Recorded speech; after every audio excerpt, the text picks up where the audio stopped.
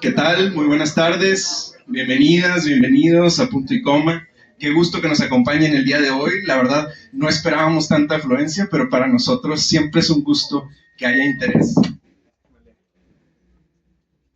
Sí, que haya interés en la literatura, en la historia, en la cultura de Monterrey. Justo ese es el propósito de este espacio como librería, como espacio cultural, fomentar la cultura, las artes, la discusión y el diálogo abierto. Entonces, como director de este espacio, me complace darles la bienvenida a ustedes y a nuestros presentadores del día de hoy, que son nuestra amiga y colaboradora Nidia Prieto. Bienvenida.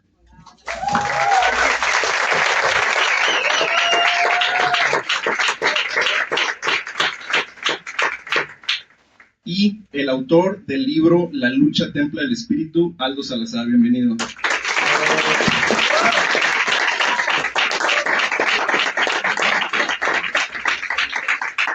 Entonces, sin más, los dejo con nuestros presentadores. Muchas gracias.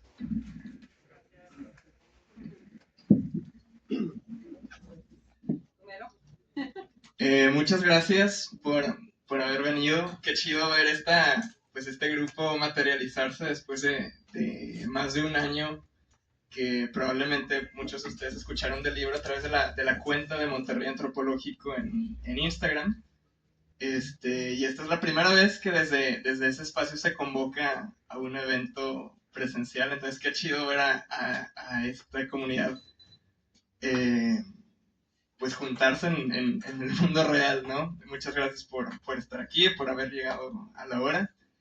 Y pues qué gusto la ocasión.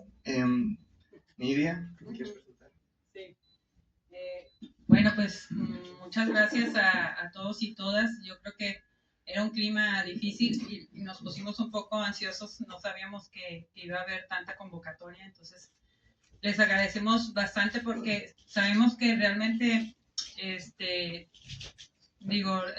modestia aparte, creo que ha sido un trabajo bastante importante, ¿no? Creo que sí va a marcar un antes y un después en la ciudad. Y pues bueno, no era para menos, ¿no? Entonces la afluencia lo está demostrando, ¿no? Que así es. Entonces, pues más que nada, bienvenidos y pues procedemos a proceder. Sí, a lo que nos concierne.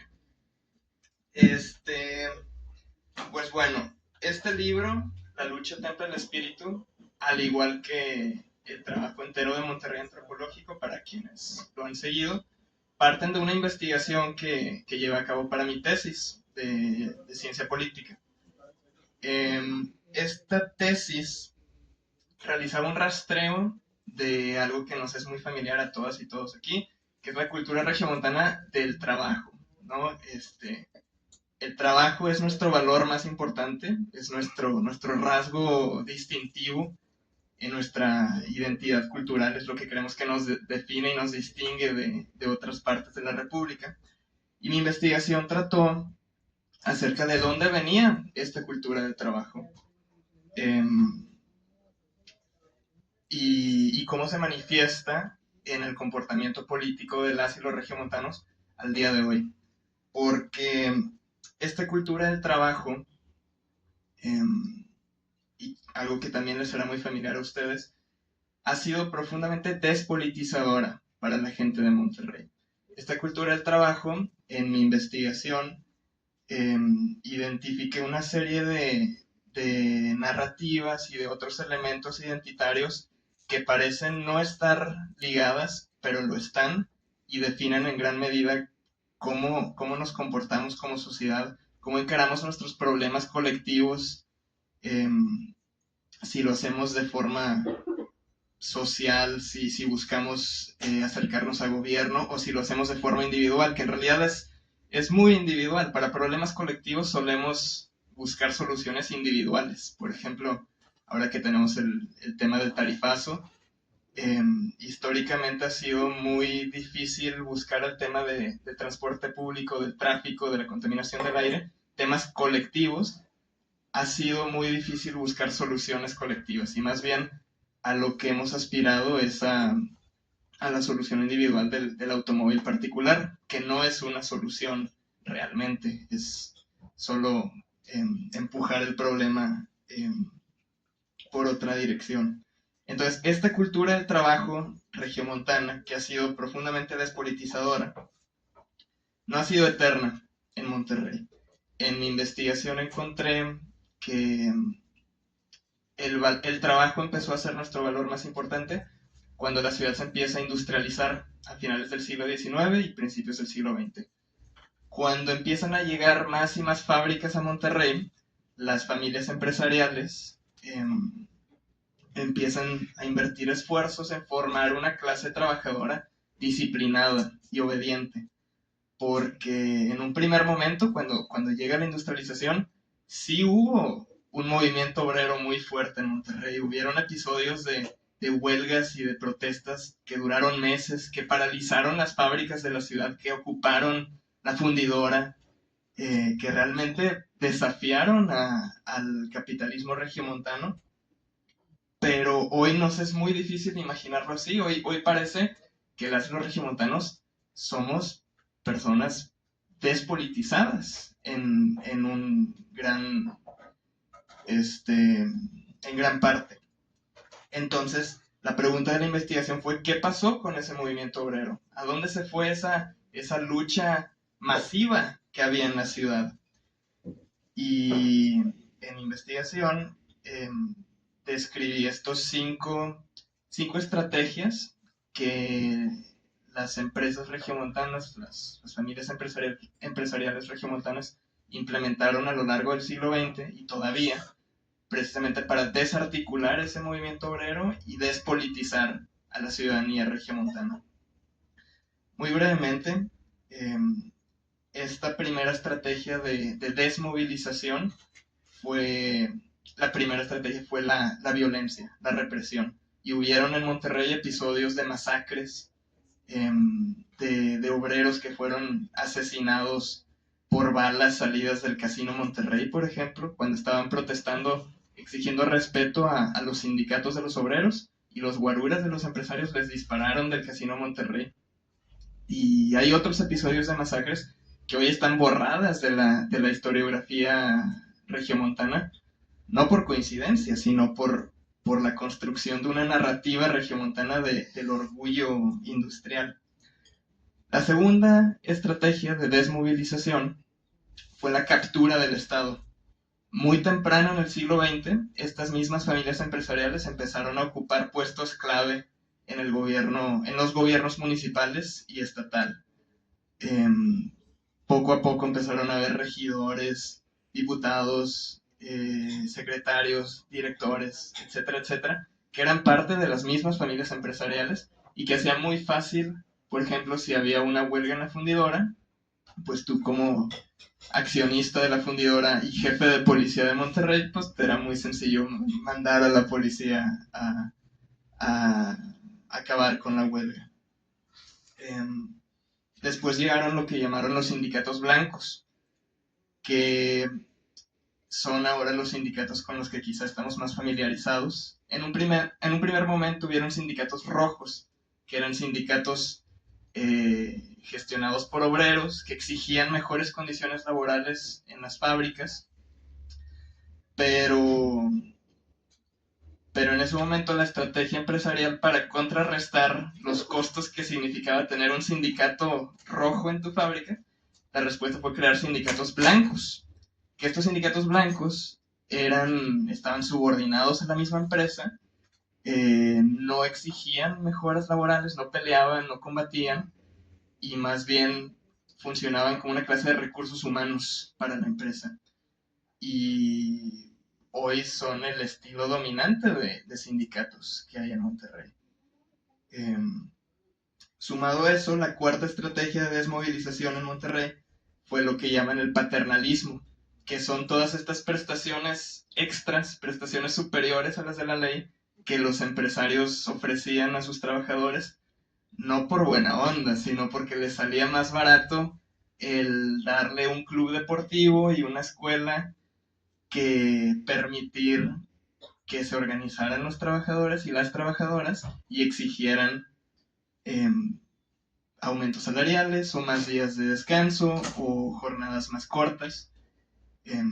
Costaba menos el ofrecer todas estas apoyos a la vivienda y salud que permitir que realmente existiera una democracia en el espacio de trabajo. Y finalmente, la quinta estrategia, que hoy me parece es la más importante en Monterrey para desmovilizar o para desincentivar la protesta y la organización de la gente, es lo que llamé la ideología regiomontana, que en este contexto ideología se refiere a todas esas creencias e ideas que debemos de asimilar como ciudadanos y como ciudadanas para dejar de exigir mejores condiciones y creer que condiciones abusivas, condiciones de explotación, realmente son justas y que son merecidas y que la desigualdad extrema en la ciudad está bien. Todo lo que tenemos que creer para justificar el pésimo servicio de transporte público o el recorte de los servicios de agua o la pésima calidad del aire, todo lo que tenemos que asimilar para creer que todo eso es normal y que no hace falta organizarnos y protestar y exigir un cambio.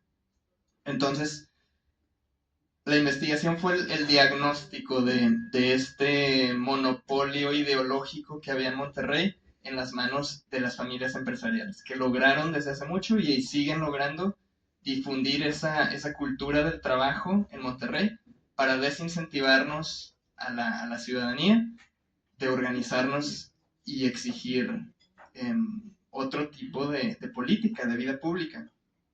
Entonces, bajo ese diagnóstico, la misión se volvió repolitizar a la ciudadanía regiomontana, arrebatarle ese monopolio narrativo que tienen las élites empresariales y políticas en la ciudad, y de eso es de lo que se ha tratado Monterrey Antropológico y la lucha Templo del Espíritu, y en su momento, para quienes conocieron a la guía para explorar la ciudad, también llevaban ese objetivo de repolitizar a la gente de Monterrey, que si bien sí existe la resistencia narrativa y cultural en la ciudad, hoy se encuentra muy minorizada. Entonces se trata de expandir esos círculos politizados, críticos, con una visión diferente de lo que la ciudad podría ser.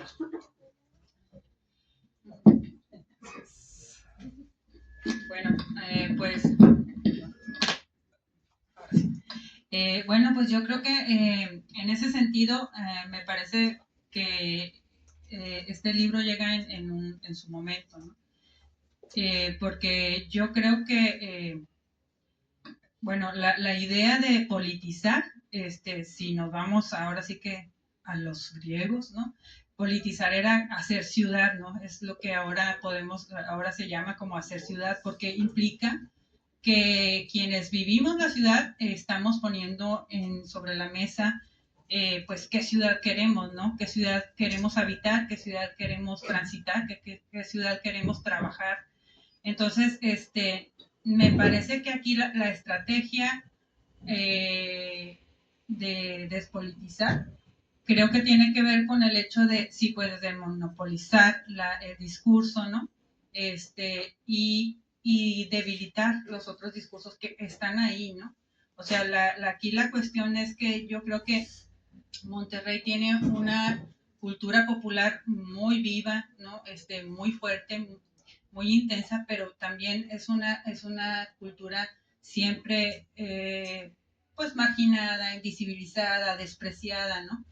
En ese sentido, yo creo que, bueno, no sé, por ejemplo, yo siempre escucho, ¿no? Y me llamó la atención porque a raíz del video de Carla Scofi, fue como muy interesante ver esta dicotomía, ¿no? Entonces había desde quienes, no, sí, claro, a huevo, ese libro es fundamental, hasta quienes, no es cierto, pinche Monterrey, no hay nadie que se queje, bla, bla, bla, ¿no? Y entonces me pareció interesante esta dicotomía porque pues a mí me sigue dejando muy claro que la cuestión es que esa gente que se queja de Monterrey y que dice que en Monterrey no hay con quién dialogar, o no, pues no sé con quién se junte, en dónde se mueva, entonces, pero al final yo una cosa que creo que por la que considero que tu labor ha sido como bien importante es precisamente que nos ha permitido encontrarnos, ¿no? O sea, siento que muchas veces somos muchos, pero andamos ahí dispersos en la ciudad y cada quien rumiando nuestras ideas, ¿no? Y una cosa que yo te comentaba era que me parece que también la parte poderosa del libro es que yo lo leo y digo, ah, chis, pues si es lo que yo creía, o sea, yo he pensado estas cosas, yo me las he planteado, ¿no? Y entonces yo creo que lo interesante del libro es que nos permite identificarnos, ¿no? Identificarnos y también decir, bueno, o sea, y aquí quiero llegar a esto, ¿no? Politizar implica que aunque tú me estés planteando aquí y me estás dando una serie de argumentos, yo no me los voy a comer así tal cual, ¿no? O sea, yo siento que precisamente, o sea, el papel importante que tiene este libro es que nos tiene que permitir que movamos nuestras ideas, ¿no? Y que nos permita decir, oye, sí, pues estoy de acuerdo en esto no, me ha tocado vivir esto, estoy de acuerdo con aquello, ¿no? Y hasta incluso sorprendernos y decir, ¿a poco existen cooperativas en Monterrey? Pues sí existen, ¿no? Podemos ir a la cooperativa panificadora Estrella Roja, ¿no? Están las cooperativas de ahorro, que han sido también una base fundamental en la población de las colonias populares en Monterrey, ¿no? Y como es, o sea, por ejemplo, hace que les gusta 5 años que todo el mundo estamos fascinados con la cumbia y con la banda que baila, o sea, esos bailes, esos movimientos tienen años gestándose y hasta ahora los hemos volteado a ver porque se situaron en el cine, ¿no? Entonces, yo creo que estos son invitaciones a que hagamos estas revisiones, ¿no? Estas revisiones de nuestra ciudad, y de quiénes somos, ¿no?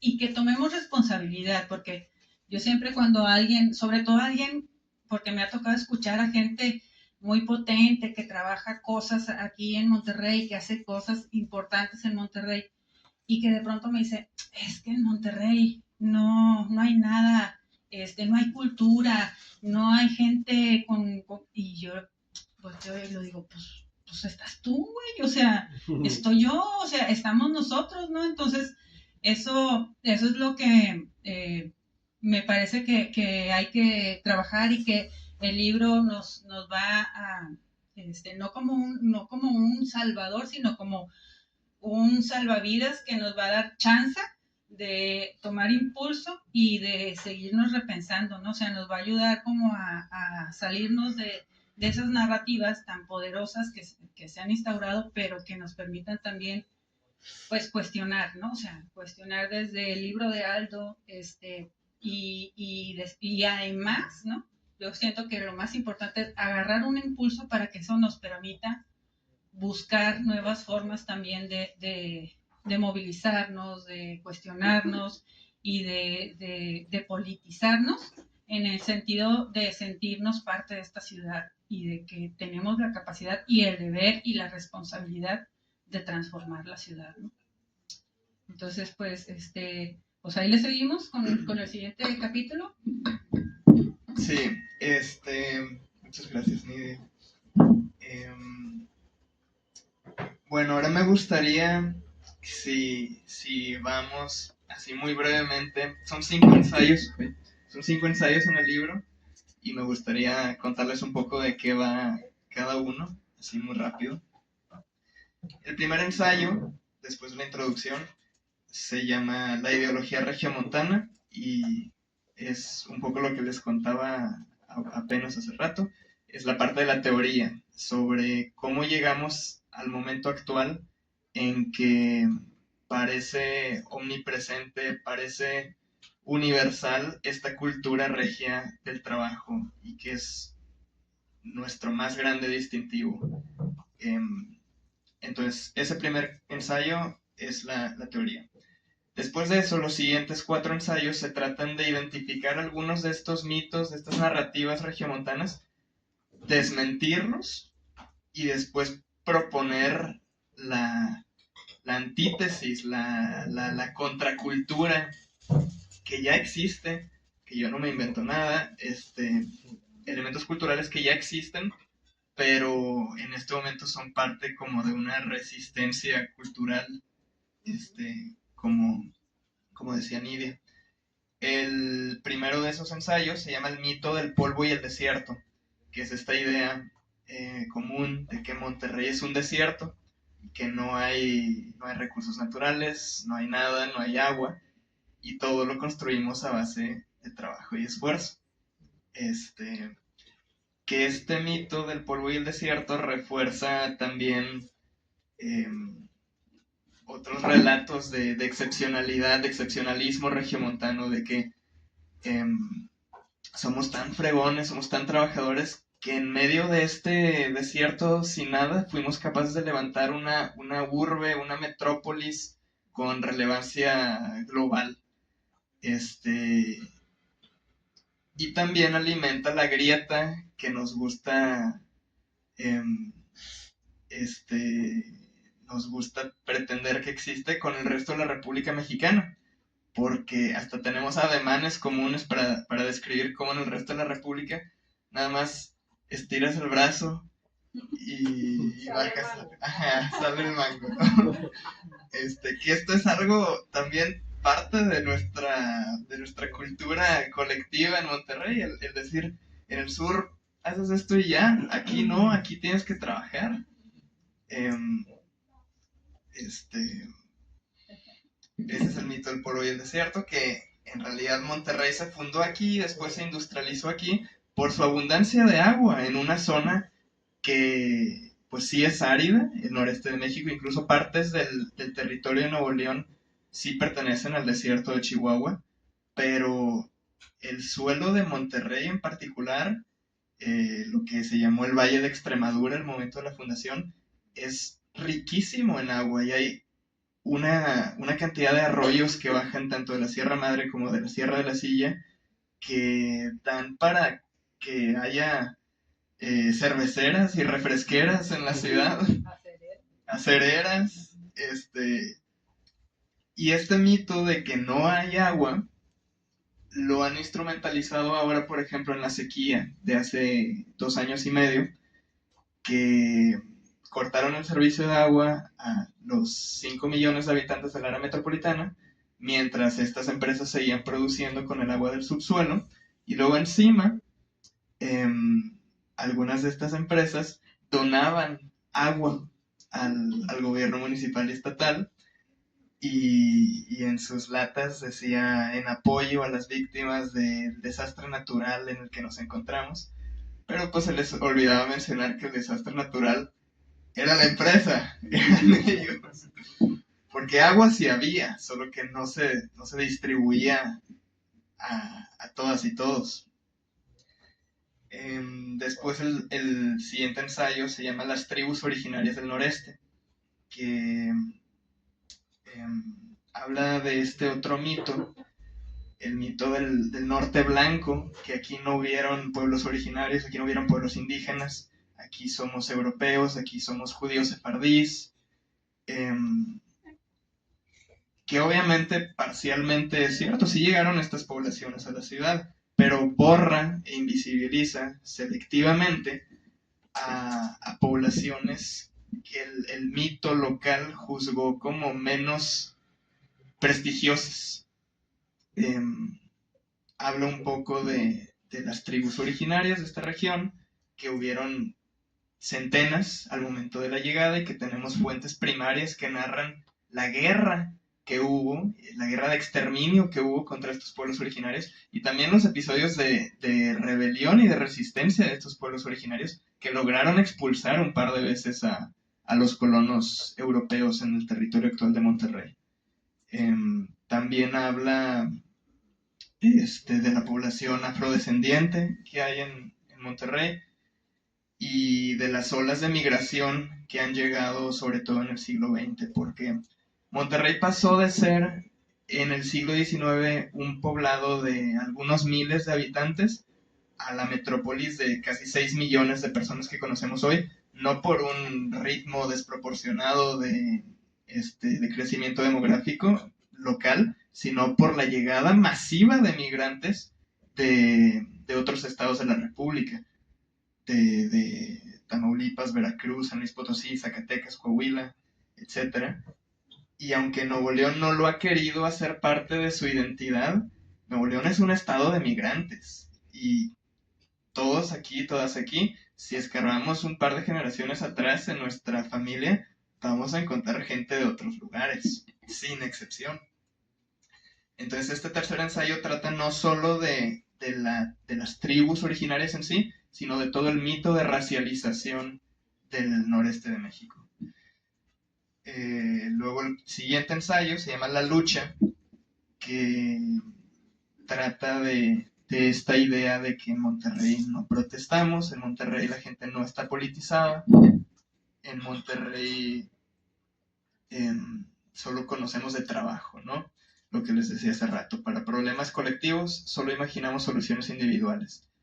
Y en cierta medida es cierto, pero en otra medida hay mucha movilización, hay mucha organización colectiva y han habido movimientos muy fuertes en la ciudad, como les contaba hace rato, desde los pueblos originarios que se resistieron a la colonización hasta los movimientos obreros en la ciudad que fueron muy poderosos en su momento, movimientos estudiantiles, en defensa del agua, de los bosques, del aire, marchas feministas, ahora bajo la violencia de la guerra contra el narco, de la supuesta guerra contra el narco. La gente en Monterrey siempre ha estado muy activa, muy, en cierta medida de nuevo, politizada y activa y protesta y toma las calles y ocupa las plazas. Y eso es algo que también selectivamente se ha querido borrar de la identidad local, pero existe y existimos. Y por último, el quinto ensayo se llama Sí hay algo que proteger en Monterrey, que es lo que decía Nidia ahorita, que la gente dice que aquí no hay cultura, que aquí no hay patrimonio y que no hay historia, que tiene mucho que ver con esta idea empresarial de que, de nuevo, aquí no tenemos tiempo para el ocio, aquí tenemos que trabajar, porque aquí nada nos es regalado. Entonces, a lo largo de nuestra historia y en el presente solo nos dedicamos a trabajar, no cultivamos las artes y no cultivamos la arquitectura, porque estamos trabajando, no como en el sur. Allá sí se pueden dar el lujo de desarrollar todas esas cosas ociosas, pero aquí no. Y esta idea ahora también ha sido instrumentalizada para que nos sea muy fácil demoler casonas antiguas y edificios coloniales y cosas que podrían ser patrimonio, pero no las hemos reconocido como tal. Y es que el patrimonio no solo es patrimonio, el patrimonio tiene que ser reconocido como patrimonio. Y en Monterrey, vaya que hay cosas que deberíamos reconocer como patrimonio.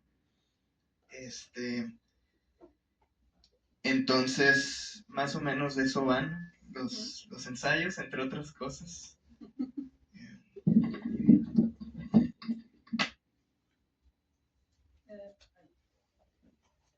Justo estaba pensando cuando hacía como la revisión también del libro, que yo me acuerdo, yo soy una de esas miles de migrantes que llegamos siempre aquí a quitarles espacios y trabajo.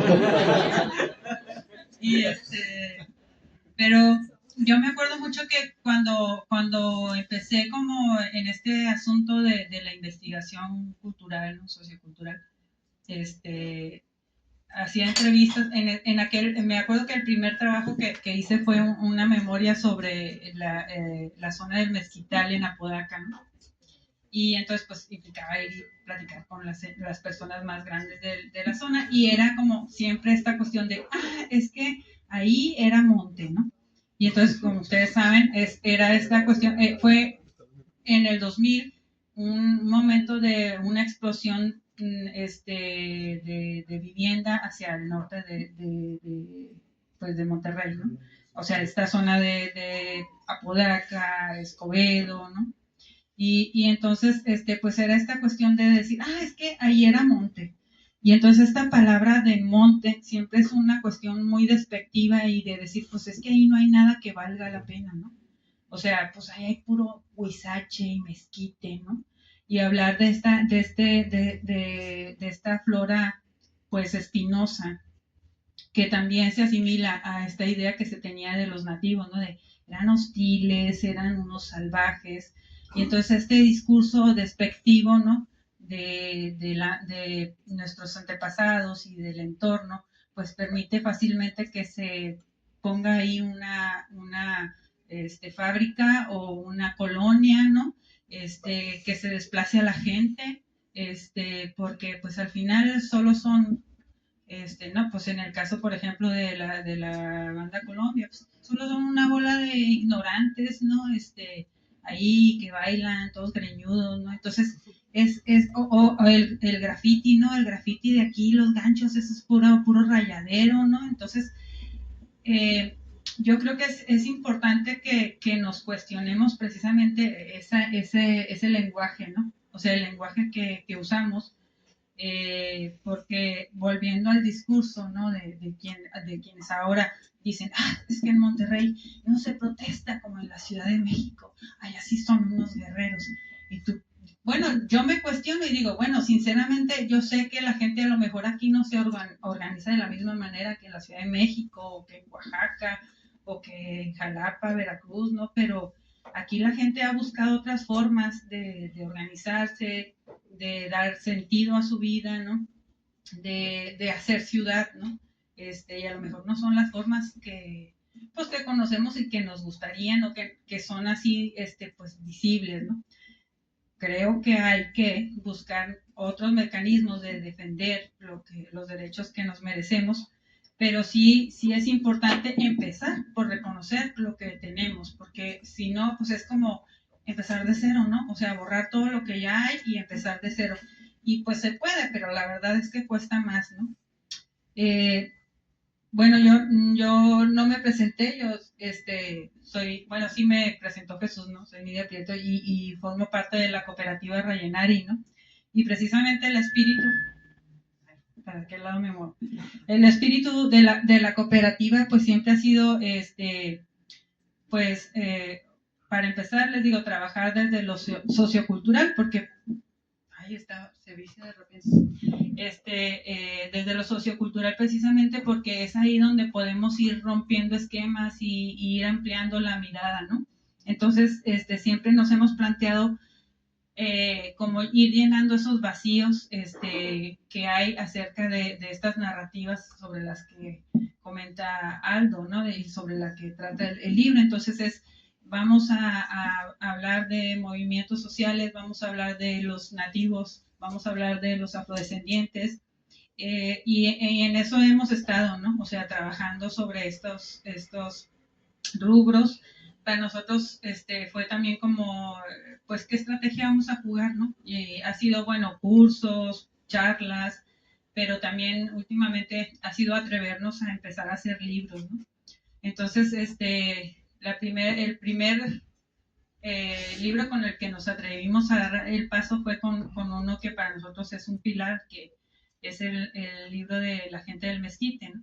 Es un libro en los 90s, que fue escrito por Carlos Manuel Valdés, el doctor en historia de Saltillo, de la ciudad de la Autónoma de Coahuila. Y precisamente él decía, ¿no? que encargándose del archivo municipal de Saltillo, pues se encontraba con que estaban estos personajes, ¿no? Que eran los nativos, sobre los cuales casi no se hablaba en la historiografía, ¿no? Entonces, lo que hace a partir de este libro es darles vida, ¿no? Y es un libro muy interesante porque precisamente trabaja desde la etnohistoria, ayudándonos a imaginar cómo era la vida de los nativos, ¿no? Entonces, para nosotros fue así como un honor poderlo conocer y que nos cediera pues el permiso para hacer este libro, ¿no? Ese fue el primero. Luego, un amigo nuestro también hizo una narrativa sobre las librerías de viejo en Monterrey, porque otra de las cosas que se dice sobre Monterrey es que aquí la gente no lee. Y pues estamos aquí en esta exitosa librería, ¿no? Y luego pues sabemos que hay varias librerías aquí en Monterrey, y una cosa que a mí me sorprende, que me da mucho gusto y mucha esperanza, es que sé que en la mayoría de los mercaditos rodantes siempre hay por lo menos 1 o 2 puestos de libros, ¿no? Entonces, pues no sé, a mí me hace pensar que esa premisa es un poco falsa, ¿no? Y bueno, hicimos esta sobre las librerías. Luego tuvimos hace poco también finalizamos el libro de Indígenas del Delta del Río Bravo, que es un poco el complemento de La Gente del Mezquite. También tuvimos el honor también de que el autor Salinas Rivera, que se me fue su nombre, Martín Salinas Rivera, también nos permitiera reimprimir este libro, que ya esta es su tercera reimpresión. Y también pues complementa precisamente la historia de antes de la conquista, ¿no? Quiénes estaban, quiénes habitaban y de qué manera habitaban la llanura costera del Golfo, sobre todo la que estaba alimentada por el delta del río Bravo, que pues incluso ramales como el río Santa Catarina o el río San Juan, el río Pesquería, forman parte de este delta, ¿no? Entonces también nos implica a nosotros, ¿no? Y pues cuando Aldo vino y nos dijo que quería editar este libro, un poco estábamos en la labor del libro de indígenas, ¿no? Indígenas del delta, y entonces viene Aldo y nos dice, oigan, es que quiero que impriman el libro, ¿no? Y fue como, no manches, o sea, estamos bien saturados, se me hace que no se va a armar y tal, ¿no? Y entonces Aldo, ándale, no sean gachos, pues vamos viendo, ¿no? Y ya cuando lo vimos dijimos, oye, o sea, no nos podemos perder esto, o sea, este libro es un hito, ¿no? Entonces, creo que ha sido muy afortunado que no nos equivocamos, y bueno, pues ahora sí que ya más quiero rápidamente, pues, hablarles un poco como del proceso del libro, ¿no? Porque fue como de, oye, si tenemos una impresora, podemos hacerlo, ¿no? Entonces le empezamos a dar, estuvimos imprimiendo. Ahí quienes ya adquirieron su ejemplar o quienes lo vayan a adquirir, van a ver que ahí hay trabajo manual. Se nos juntó el hecho de que fue un trabajo, pues en serie. O sea, la verdad es que, bueno, ya para terminar de contarles toda la historia completa, cuando ya queda el texto así limpiecito, bonito y todo, decimos, bueno, mira, nosotros hicimos con Indígenas del Delta una preventa. Entonces implicaba que la gente le damos una fecha de entrega, ¿verdad? Pero nos dan su voto de confianza, pagan para que nosotros podamos, pues, aceitar, ¿no? Comprar las hojas, pagar la tinta, las portadas. Entonces, ok, va, ¿no? Pero cuando hicimos el proceso para Indígenas del Delta, logramos una preventa de 50 ejemplares en un mes. Aquí la cuestión fue que en una semana se vendieron los 150 que habíamos considerado, ¿no? Y fue como de, ponle que ya está agotado, porque si se vende más ya no vamos a poder, ¿no? O sea, no vamos a tener la capacidad para entregar el día que habíamos prometido, ¿no? Entonces, pues ahí se fueron sus manchitas, ahí están a veces algunas movidas, pero consideramos que también eso es parte como del cuidado y de que pues se fue hecho por, o sea, no está industrializado, o sea, no fuimos a una copiadora y pagamos sino que estuvimos ahí ejemplar por ejemplar, lo cortamos, las portadas también están bien bonitas, están hechas por una compañera que tiene su impresora de lisografía, ¿no? Tori Press, y pues también, o sea, cada una es una pieza, ¿no? Entonces, pues que sepan que también es un trabajo que un poco va en contra de esa lógica de la industria, ¿no? Y de que es una industria así, en donde vamos a encontrar artículos todos bien hechecitos, todos uniformados, y que pues aquí se trata de todo lo contrario, ¿no? O sea, cada ejemplar es único, cada ejemplar pasó por nuestras manos, lo revisamos, lo cuidamos, lo pegamos, ¿no? Cristóbal se aventó ahí toda la chamba del pegado, poner las portadas. Entonces, bueno, que sepan que pues es un trabajo también así manual, artesanal, y eso pues que celebro que estemos todos reunidos hoy y que dé mucho de qué hablar, ¿no? O sea, que nos permita que sea un tema de charla, ¿no? En redes, pero también de que nos reunamos y platiquemos sobre el libro y aquello con lo que estamos de acuerdo y con lo que no. Entonces, bueno, pues yo por mi parte sería mi disertación. Gracias. Muchas gracias, Nidia. También última cosa, antes de pasar a lo que sigue, la portada y las ilustraciones al interior del libro son obra de Pau Masiques, que es un artista aquí que trabaja en Monterrey desde hace varios años y que se ha aventado un trabajazo, son originales todas las ilustraciones. No nos pudo acompañar hoy, pero muchas gracias a Pau. Y bueno, nuestra intención ahora es que haya diálogo, que haya una conversación. Entonces, ya para no seguir monopolizando los micrófonos de este lado, nos gustaría escuchar, pues, si alguien le evoca algún pensamiento, alguna idea o preguntas, entonces vamos a estar pasando los micrófonos, o si no hace falta también se levantan, pero sí, ya es la parte de la conversación. Hola, buenas noches. Felicitaciones. Bueno, son dos preguntas, primeramente.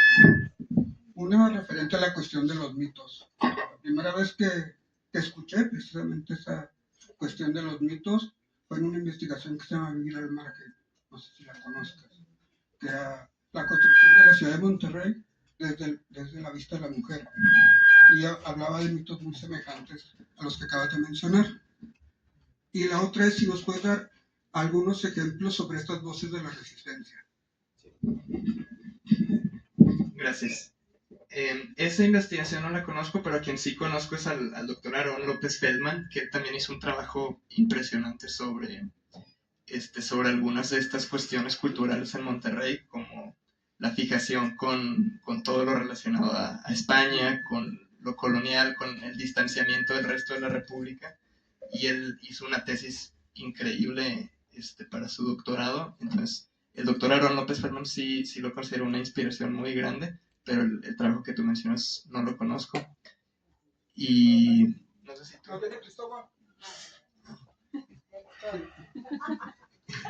Otro para reprimir.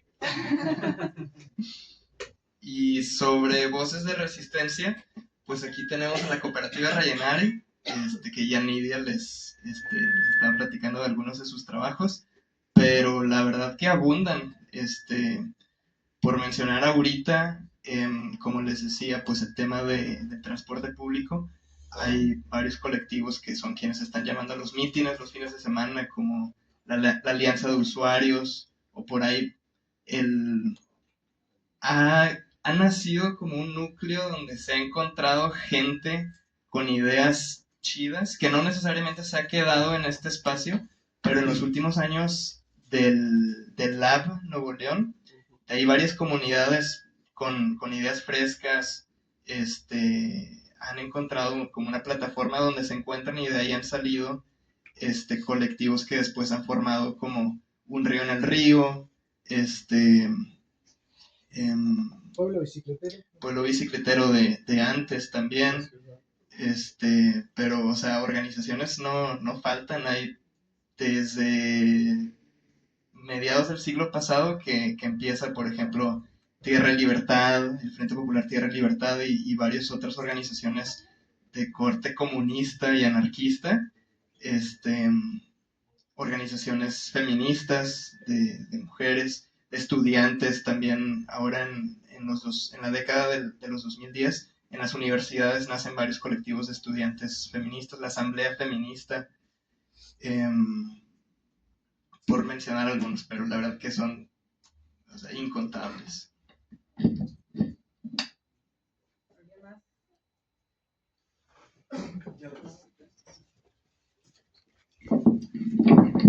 Gracias. Yo quiero aplaudir no solamente este hito académico, sino también el trabajo de divulgación que has hecho de tu investigación, que creo que es igual de único que tu investigación académica. Y me gustaría preguntarte sobre cuáles son los retos que has visto. Uno, desde que partes de la investigación académica, ¿qué espacio estás buscando cubrir en la literatura existente o cómo encontraste tu literatura existente y cómo decidiste tomar una dirección con esta? Y también, ¿cuáles son las oportunidades que ves en la divulgación de la literatura que ya existe y que estás buscando llenar tanto con tu libro como con tu trabajo en redes sociales?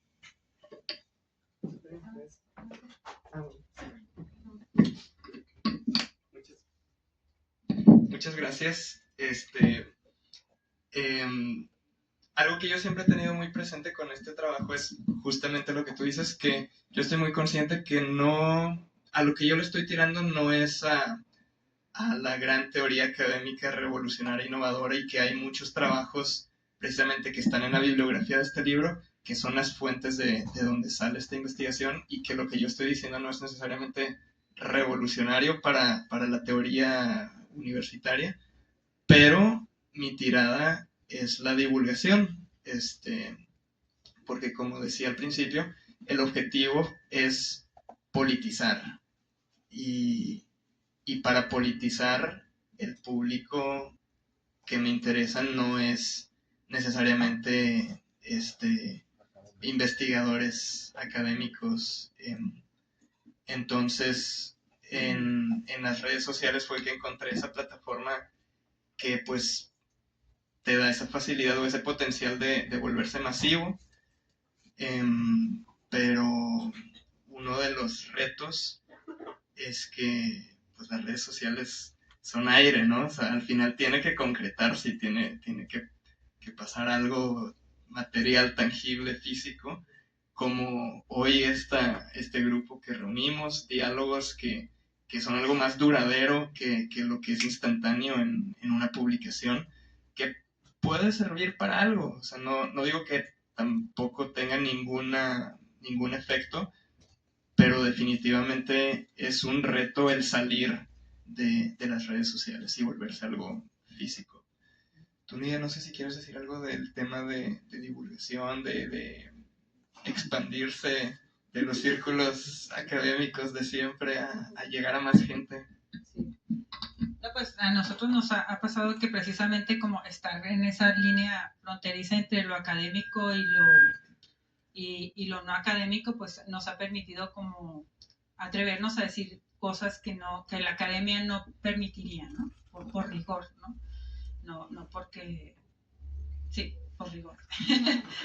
Pero sí, pues a mí me da risa porque también siento que la ventaja de las redes sociales y la difusión, pues la maneja. O sea, sí hay una cuestión generacional ahí, ¿no? O sea, y que, bueno, pues precisamente ahí más bien nosotros estamos aprendiendo, ¿no? De gente como tú que maneja esto y que, o sea, siento que precisamente lo poderoso ha sido que estas redes sociales nos ha permitido reconocernos, ¿no? Encontrarnos, o sea, ya sabíamos que había ahí mucha gente con muchas ideas, ¿no? O sea, por ejemplo, a mí el movimiento de Un Río en el Río me ha parecido así como brillante en el sentido de que ahí hay gente que hace cosas de biología, pero también hay gente que hace cosas de poesía, pero también hay gente que hace fotografía, pero también hay gente que, o sea, es decir, la multidisciplinariedad, ¿no? Que eso siento que está enriqueciendo mucho los actuales movimientos, ¿no? Entonces, pues, ¿alguien más que tenga alguna duda? ¿Podrían pasar el...? Si quiere, ¿yo me escucho o no? Sí. Sí. Ay, todos voltearon. Pues, vengo de un colectivo de resistencia de la Universidad Autónoma de Nuevo León. Y pues sí, o sea, Aldo nos ha apoyado mucho en el colectivo. Hace un año nos dio el desarrollo de su tesis, pero en 40 minutos y pues, los compañeros estaban muy felices. Entonces, esto que hablaba de que su libro o su tesis en su momento era más para politizar a personas que a lo mejor todavía no adquieren ese grado de politización, pues es verdad, o sea, los compañeros en la universidad, de que no saben ni cómo se llama, pero de que el Monterrey antropológico. Y pues primero que nada, pues agradecerte por todo el apoyo que nos has brindado y pues todo lo que han aprendido los compañeros y uno mismo de ti. Pero ya como pregunta, pues se aprende un libro al final, pues son ideas tuyas y todo eso, ¿verdad? Pero me gustaría saber cómo fue tu proceso o cómo una persona, no quiero decir las palabras, pero con tu educación, de donde vienes, en la universidad en la que estabas, con cierto grado de privilegio, llevó a todas esas conclusiones que pues a lo mejor nosotros que somos de una universidad pública, que hemos visto muchas situaciones pues, feas, pues, a lo mejor es más fácil llegar a esas conclusiones, pero ¿cómo o qué consejos también darías a nosotros para llegar a más personas? Así como a ti, pues tuviste diferentes lectores, tuviste diferentes cosas, ¿qué fue eso que te motivó a hablar de la lucha aquí en Monterrey? Que ha habido mucha verdaderamente organizaciones como las Fuerzas de Liberación que pues desembocaron en muchas cosas, pues sí, esa es la pregunta. ¿Qué fue lo que te motivó a hacer esto? Muchas gracias. Pues no sabría decirte una cosa, o sea, yo creo que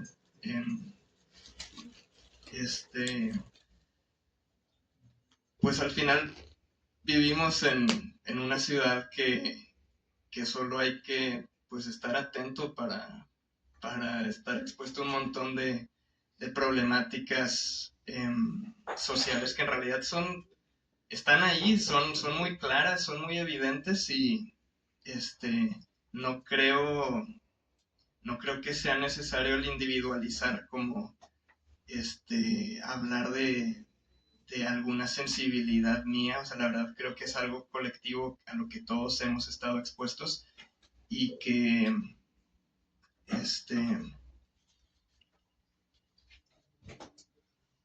no lo sé, la verdad.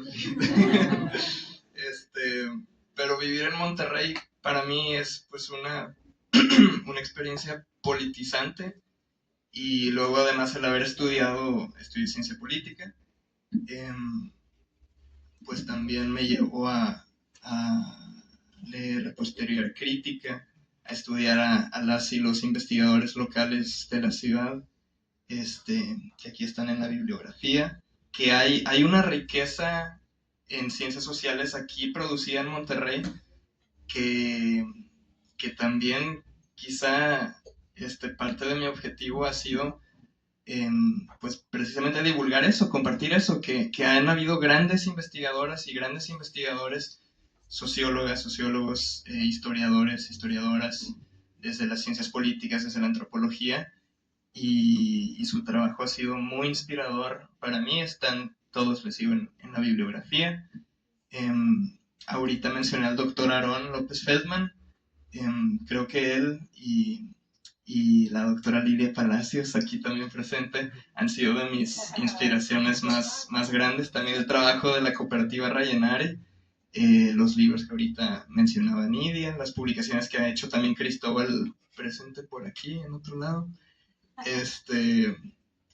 Estos libros han sido realmente determinantes para las ideas que están aquí plasmadas y para mí este libro también busca pues hacerles justicia y compartirlos, pero sí, yo no trataría de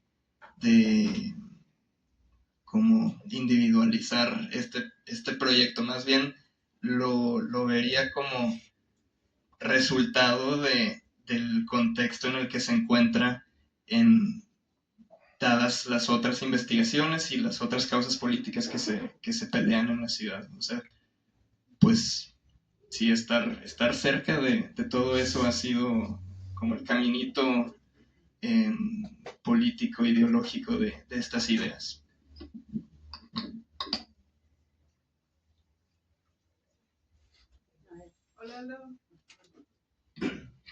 Hola, ok. Bueno, primero que nada, felicidades por la publicación de tu libro.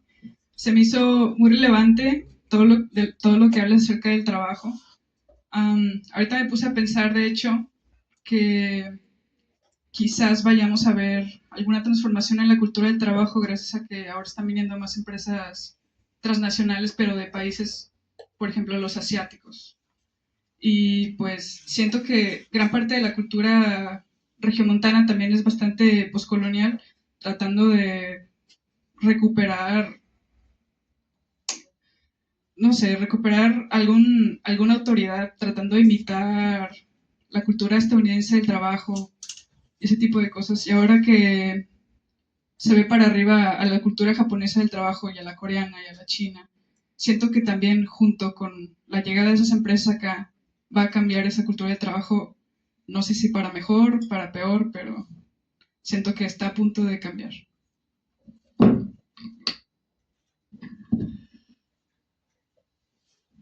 Probablemente.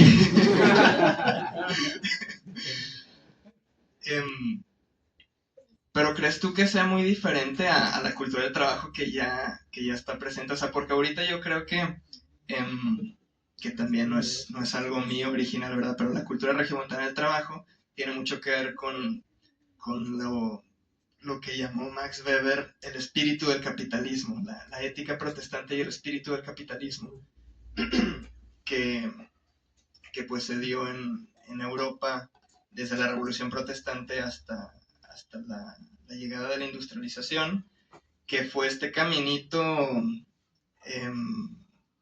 de transformación de las ideas en Europa, en la que empieza en el siglo XVI con que la avaricia es un pecado capital, y en el catolicismo para nosotros la avaricia sigue siendo un pecado capital, y el acumular riquezas es pecado, y vemos como más santo una vida más austera, ¿no?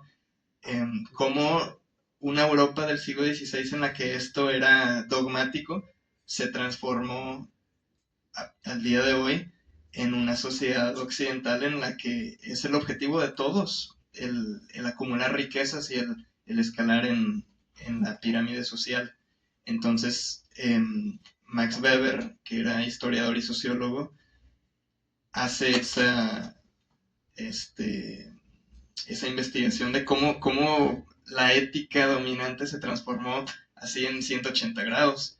Y pues en Monterrey nuestro sistema de ética es eso, es la ética protestante, en donde el ocio está satanizado y solo el trabajo es la vía ética de vivir. Una persona buena, una persona que vive una vida moralmente correcta, es una persona trabajadora. Y pues no sé si la ética de trabajo de estos países asiáticos que mencionas diste mucho de eso, probablemente, ¿no? Quizá una intensificación, pero al mismo tiempo que llegan estas empresas a reforzar esa cultura de trabajo, yo creo que en este momento hay también un cuestionamiento cada vez más grande en Monterrey de esa misma ética de trabajo, que este es un espacio de muchos que se han formado en la ciudad en los últimos años con una visión crítica, con ideas diferentes de cómo nos gustaría vivir. Entonces, pues hay y va a seguir habiendo un choque de visiones en la ciudad. Yo nada más quisiera como precisamente apuntalar el hecho de que nos atrevamos más que a recibir esa ética o esa forma de pensar sobre el trabajo, a que nos atrevamos a nosotros definir cuál va a ser nuestra ética del trabajo, ¿no? Y yo lo que veo con mucho gusto es que veo cada vez una economía no una potente, no muy grande, pues, no muy difundida, pero sí hay cada vez más empresas pequeñas gente con otra ética del dinero, del intercambio, ¿no? Y yo creo que por eso tenemos que dar ese paso, o sea, es decir, este replanteamiento de cuál es nuestra ética actual tiene que servirnos para que propongamos nosotros cuál es hacia dónde queremos mirar, ¿no? Porque pues sí, ellos van a venir con los grandes capitales de donde tengan que venir, la cuestión es cómo los vamos a recibir y cómo vamos a actuar en consecuencia de ello, ¿no? Sí, otra, allá atrás está la compañera. ¿Cómo se llama la etnografía, creo, de las librerías de viejo? Ese se llama Medio Loco por los Libros. Y ese estaría chido también si lo leen, pues que nos ayuden a complementarlo, ¿no? Gracias. Una última pregunta. De este lado. Muchas felicidades por la publicación.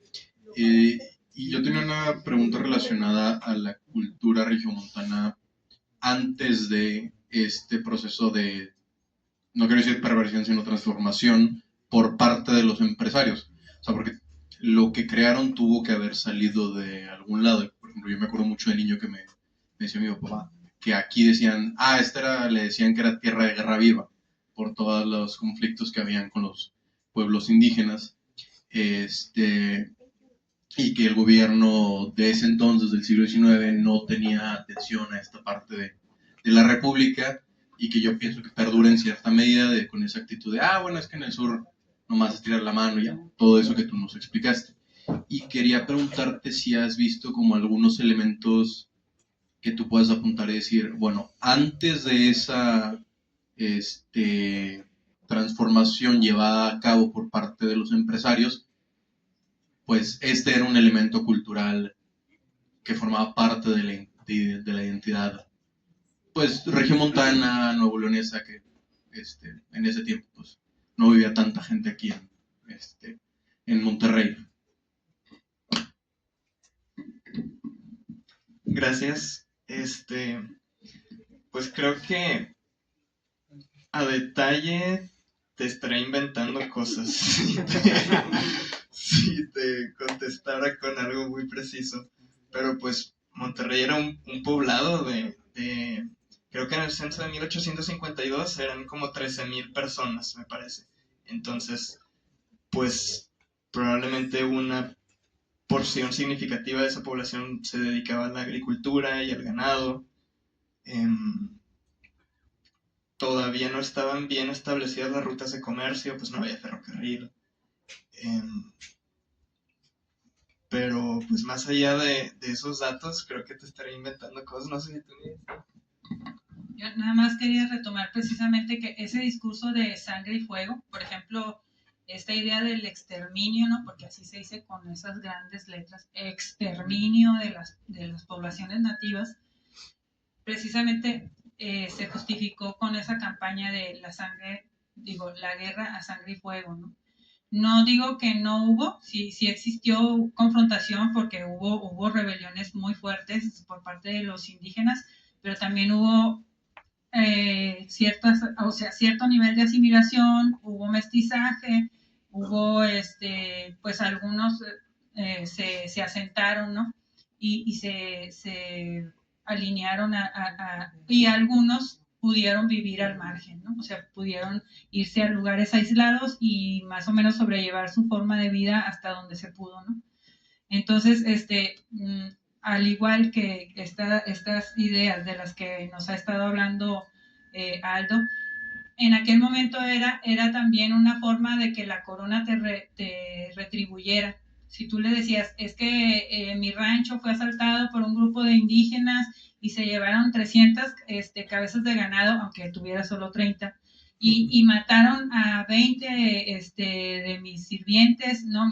Sobre todo pues si eran esclavos, pues el rey te podía retribuir, y si te habían matado 50, pues te los pagaba, ¿no?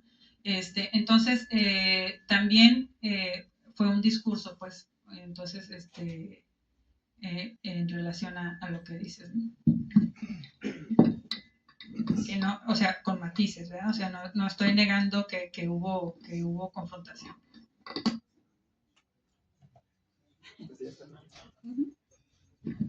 Y pues, esto es todo. Ay, discúlpame, pero ya nos pasamos el tiempo. Pero les agradezco muchísimo que hayan venido. Aquí vamos a seguir, vamos a estar vendiendo libros. ¿Cómo dices? Ah, sí, mañana también va a haber otra presentación a las 7 p.m. la Casa de la Memoria Sanpetrina, que es el Archivo Histórico de San Pedro.